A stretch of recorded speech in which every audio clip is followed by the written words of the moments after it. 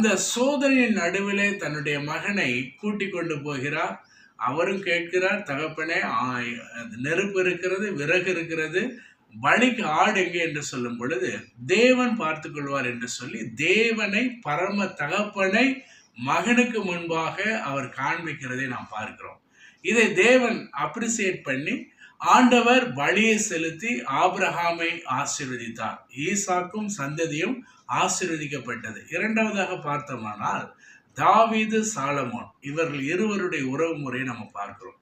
தாவீது அவன் நாளுக்கு நாள் தேவனுடைய ஆலயம் கட்டுவதிலேயே அவனுடைய எண்ணங்களும் நோக்கங்களும் அதிகமாக இருந்தது.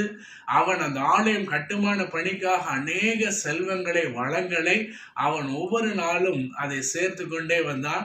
சாலமோன் குழந்தை பருவத்திலிருந்தே அதை கண்டு கொண்டே இருக்கிறார். ஒரு குறிப்பிட்ட நாள் வரும் பொழுது சாலமோனும் தேவனுடைய ஆலயம் கட்டும்படியாக அநேக செல்வங்களை சேர்க்கிறதை நாம் பார்க்கிறோம். இது யார் கற்றுக் கொடுத்தது? தாவீது தன் மகனுக்கு கற்றுக் கொடுத்தார். என்னை பார்க்கலும் மேலான தகப்பன் பிதாவாகிய தேவன் உண்டு என்பதை காண்பிக்கும் பொழுது இவருடைய தேவையை தேவன் பார்த்து கொண்டார். ஆண்டவர் ஏற்ற வேளை வந்தது. சாலமோனை சிங்காசனத்தில் உட்கார வைத்து, ஒருவேளை தேவனே இவங்க போயிட்டாங்கன்னு ஆண்டவர் விட்டுறல.